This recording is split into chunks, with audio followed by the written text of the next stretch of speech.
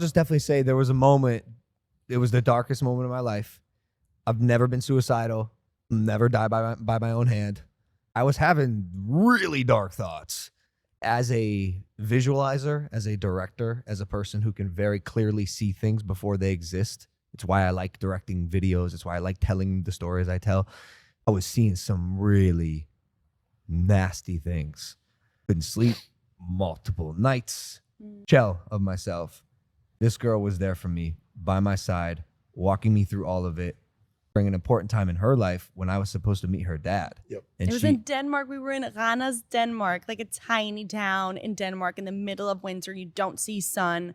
It was just the darkest days right before Christmas. It was one of the only times in my relationship with you that I was worried about your health. I was getting calls from everyone that loves me, and she was, you know, texting my friends and making sure that they're like aware and just making sure that people are communicating with me. And it was in that moment where I said, and this girl really does love me, like really does love me. This is a love I haven't even experienced before. The definition of ride or die, quite literally. And it was then that I knew that I was gonna make you my wife one day. Oh. So for you, Logan, love this couch. For you, Logan, is that not another representative moment in your life? And wow, what a pure moment to share with the audience of how a seemingly terrible moment in your life then flipped to produce a vision of something so beautiful, and how important that is to share to people that God dang, every fucking L you take has such a beautiful lesson. It always is. Yeah. It always is. Yeah.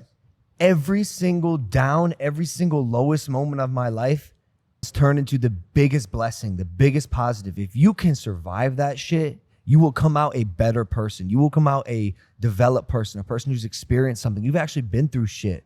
I don't get along with and cannot relate to people who have not fucking been through shit. Hardship. It's not hardship makes people. Yeah. And if you can learn from it, I only see the positives. Go through it. Get through it. If you Every can get through it and learn from it, like in relationships, like every time we have some sort of conflict or anything like that, like I think in my past, I've had a hard time communicating about that. I think it's a tough thing in relationships to like have a conflict and then actually have a really good conversation that's productive, not, flames and fire everywhere. And like this was the first relationship that I've had where I felt safe enough to do it, and I felt both of us, we're both Aries, so we both want to just fucking fight when Our birthday's when it's like time. a week apart, dude. Yeah. It's fire and fire.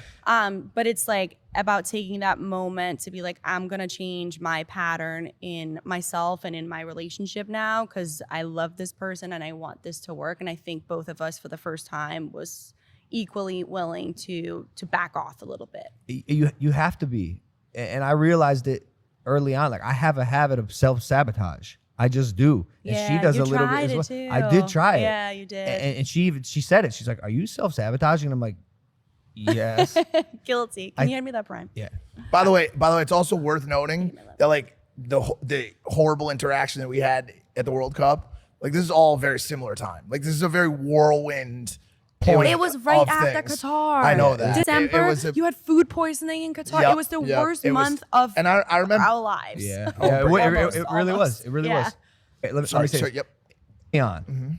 I realized that I was going to have to activate the qualities in me that could be a good partner. And I was going to have to work to do that because this woman was worth it.